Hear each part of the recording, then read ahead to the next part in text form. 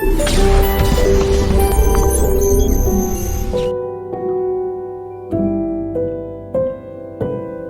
Everyone. इस video में हम देखेंगे ऑटोमेटिक एलोकेशन कैसे होता है। तो जैसे हमने पिछले वीडियो में बताया था कि एलोकेशन हम दो तरीके से करते हैं इस सिस्टम में, एक ऑटोमेटिक और दूसरा ऑप्शन है मैनुअल। तो मैनुअल एलोकेशन आप दूसरे वीडियो में देख सकते हैं कैसे करते हैं। ऑटोमेटिक एलोकेशन हम इस वीडियो में देखेंगे। ऑटोमेटिक एलोकेशन के लिए जरूरी है कि हम जितने भी हमारे यूजर्स हैं उन सबका पैरामीटर एक बार सेट होने के बाद ही हम ऑटोमेटिक एलोकेशन कर सकते हैं। जिस एरिया के लिए जो एग्जीक्यूटिव काम करते हैं वो एरिया उनको विजिबल कराना पड़ता है, उसी के आधार पर ये ऑटोमेटिक एलोकेशन होता है। तो ऑटोमेटिक एलोकेशन कैसे होता है वो हम इस प्रोसेस में देखेंगे। तो सबसे पहले एलोकेशन पर जाके हमें वो फाइल लेनी होती है जो हमें अपलोड करनी है।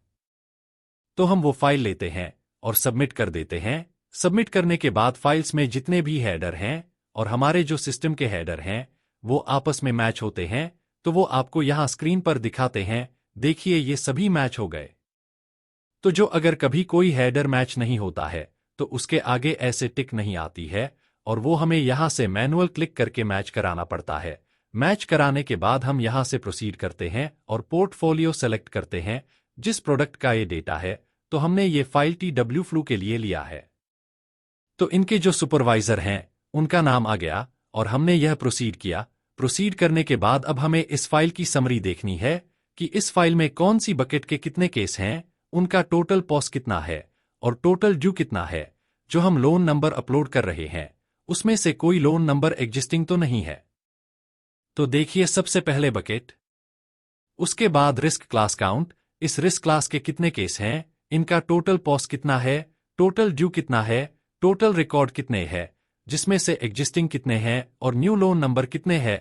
तो अगर कोई भी लोन नंबर डुप्लीकेट होता या एग्जिस्टिंग होता है, जो लोन नंबर पर हम पहले से काम कर रहे हैं, तो वो सिस्टम नहीं लेता है।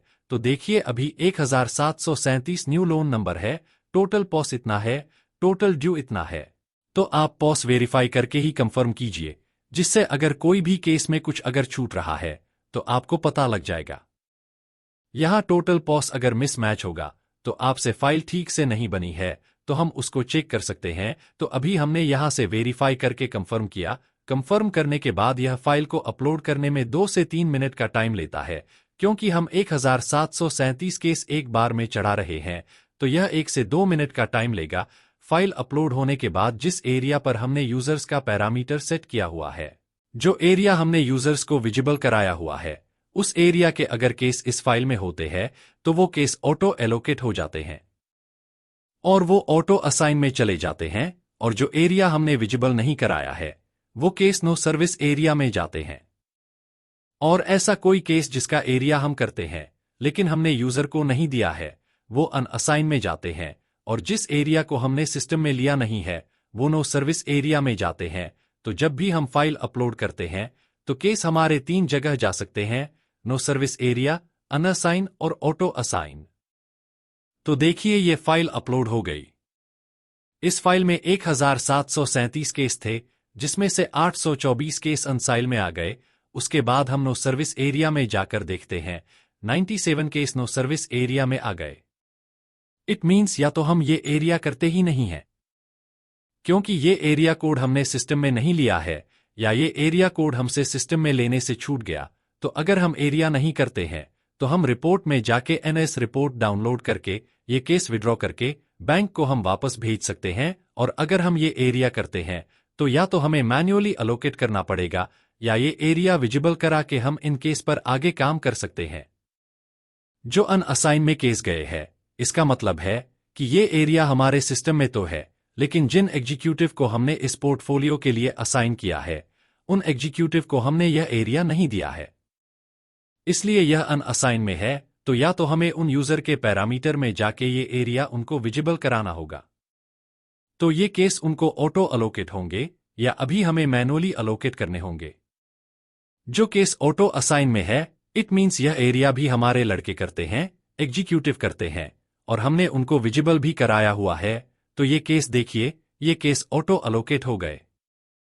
मृदुल को 40 केस मिले हैं, मनोज सेना को 24, लक्षित को 61, अंकुर को 13 और उनका टोटल पॉस भी आपको दिख रहा है।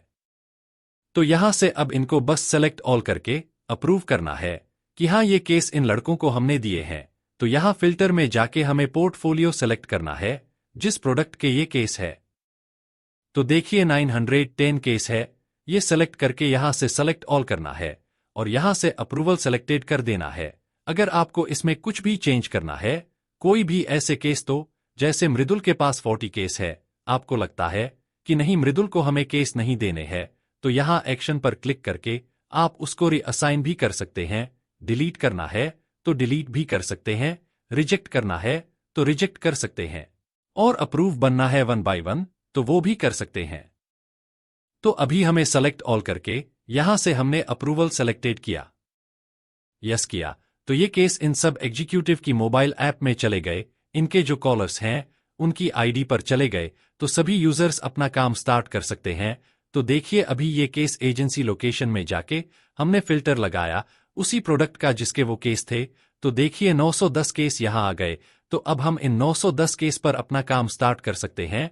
जो केस हमारे नो सर्विस एरिया या एन साइन में हैं, उनको मैन्युअली अलोकेट कैसे करते हैं यह आप हमारी दूसरी वीडियो में देख सकते हैं, जहां हमने मैन्युअली अलोकेशन पूरा बताया है।